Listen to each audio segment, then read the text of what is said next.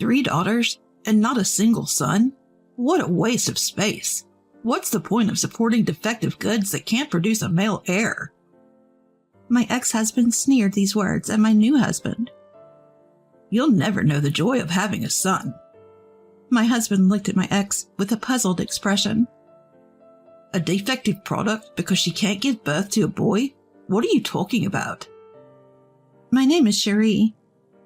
Until I turned 29, I lived with my in-laws, who owned a generations-old stationery store beloved by the community. Kids in the neighborhood always buy their school supplies here. Last year, my father-in-law Jonas decided to pass the store on to his son David. My eyesight's getting bad, Jonas said, placing his hand on David's shoulder. David sighed heavily, looking at me without responding to Jonas. Make sure the store doesn't end with me, Cherie. Here we go again.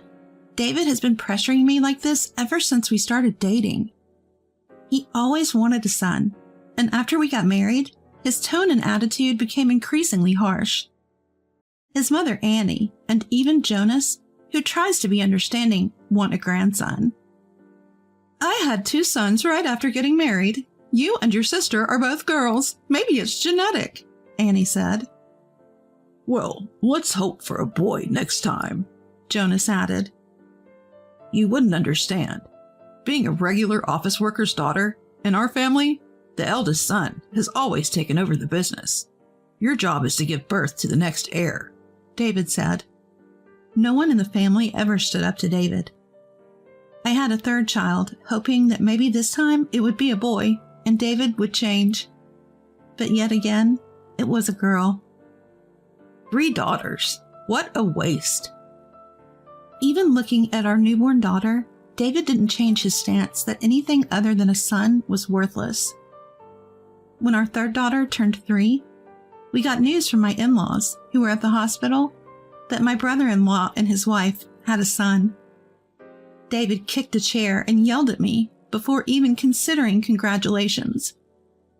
A son? Right from the start? Not like some useless woman who can't give birth to an heir.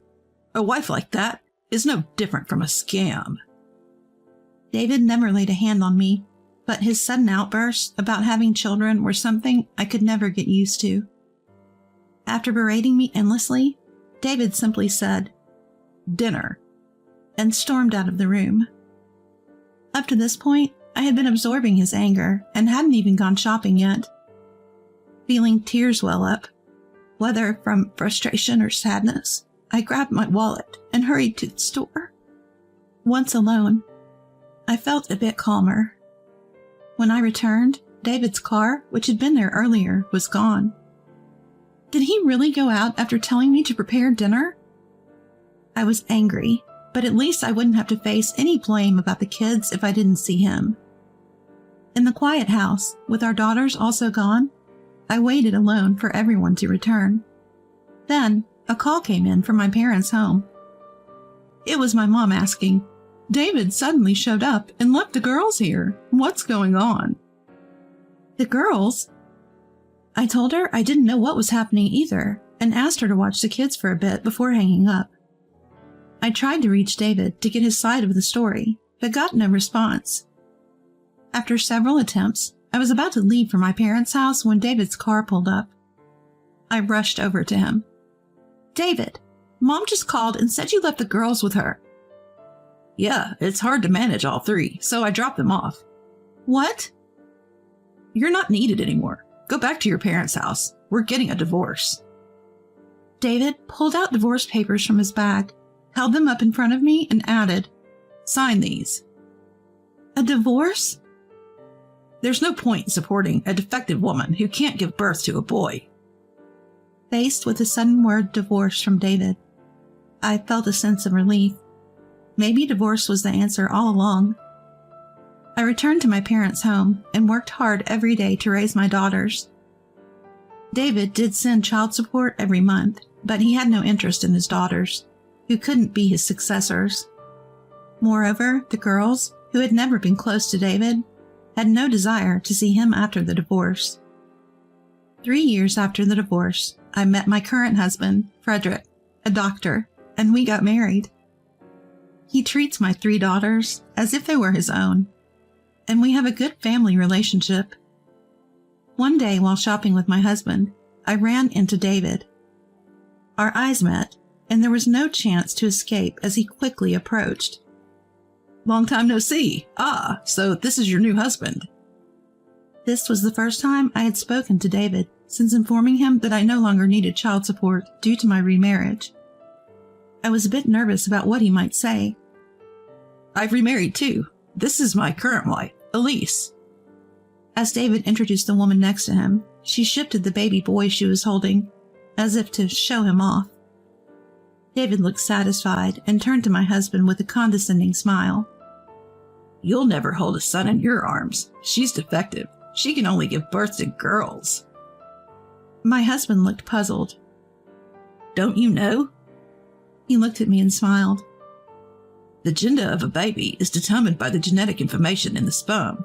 So if you really want to blame someone for only having daughters, it would be the father. David seemed offended by my husband's retort and raised his voice, even though we were in public. That's nonsense. She's useless because she can only give birth to girls. Wow, people still believe that myth? There's no scientific basis for that. Annoyed that my husband dismissed his belief as a myth, David snapped. Who do you think you are? I'm a doctor. Probably know a bit more about this than you do. David seemed surprised by this and muttered some curses.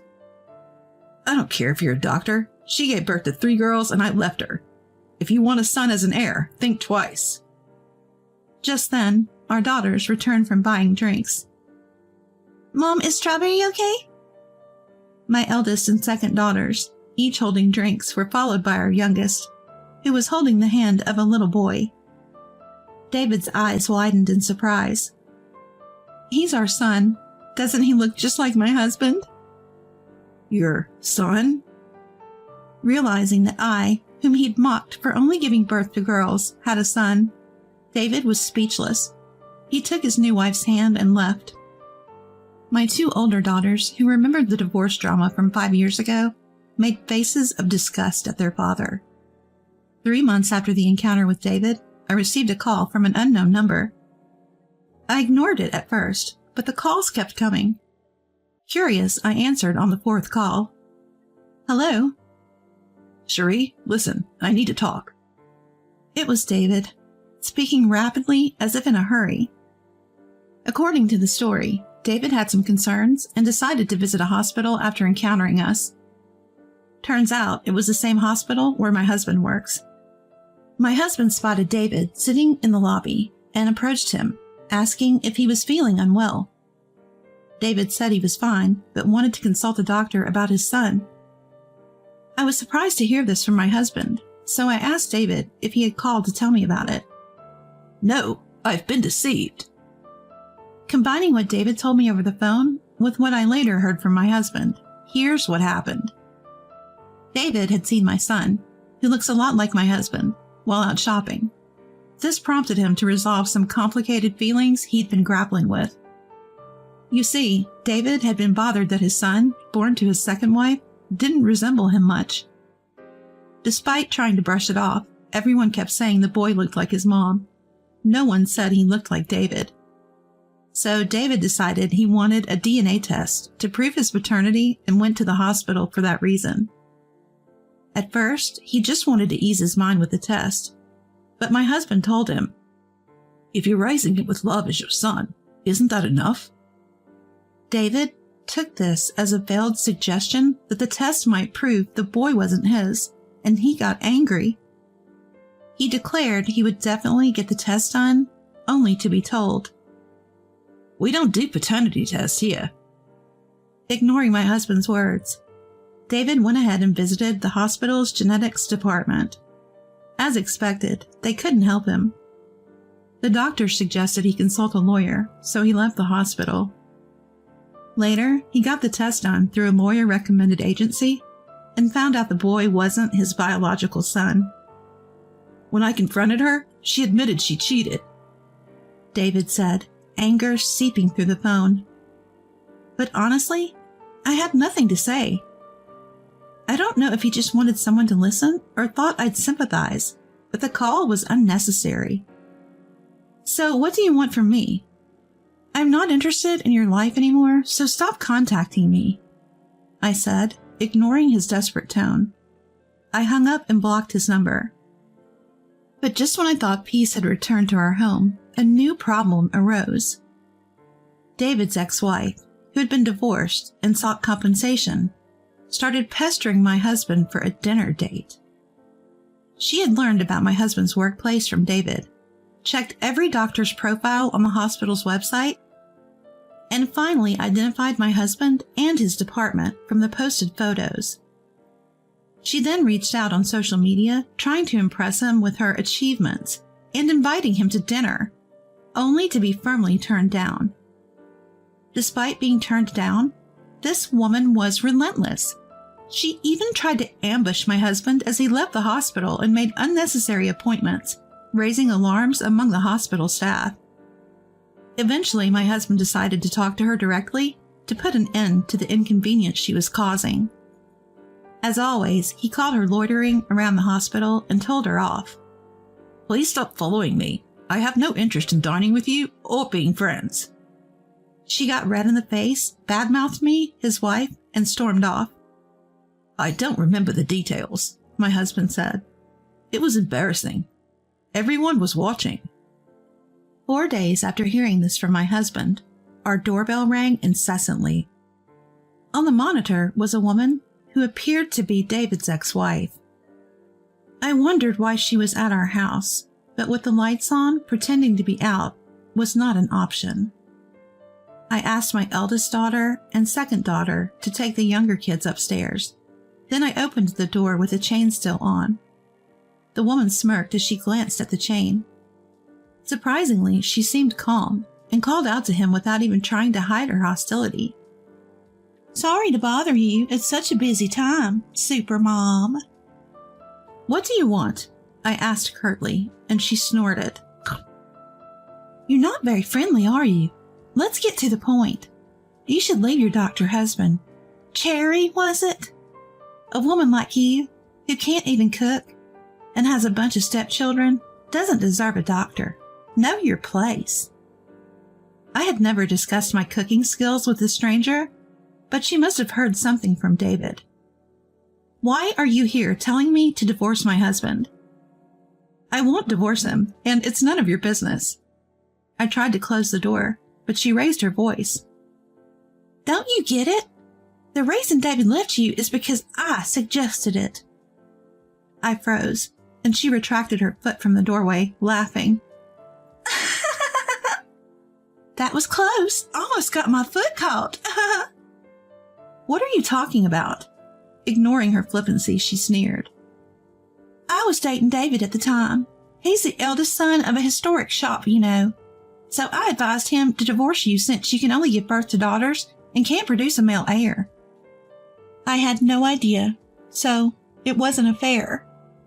Well, it turned out for the best. Now you know you can have a son. But the stationery shop doesn't make as much as I thought, so I'll give David back to you, and you give me your current husband. She spoke as if she had already won, looking down on me with a smug expression. As I was lost in thought, she said in a low voice, If you get it, then divorce him already, and left. I was shocked by this unexpected revelation, but I felt no pain as my love for David had already faded. Still, I wanted to put an end to her stalking my husband. Before opening the door, I had set my phone to record, just in case. The audio was clearer than expected, and I decided to fight to protect my husband and children. Later, I used the recording as evidence to demand compensation from David and his ex-wife. She was reluctant to pay, saying I had also remarried, but I sent detailed documents to her parents prepared by a lawyer based on information from David. David also had resentments towards his ex-wife, so things moved smoothly. I don't know if he's remorseful, but he has already paid the compensation in full. On the other hand, Her parents were furious when they learned about their daughter's actions. They summoned her and her child to their home and promised to make payments to me. She couldn't pay it all at once, since she also owed David, but she's making monthly payments. It's funny to talk about a successor when we don't even know if they want to take over. And the idea that only a boy can inherit is strange. What kind of business can only be passed to a man? My husband, who has no plans to open his own practice, spoke in a relaxed tone. We hope our children find what they want to do in life. We don't worry about whether they're boys or girls. Our family here and now is what matters most. And so we continue to live happily.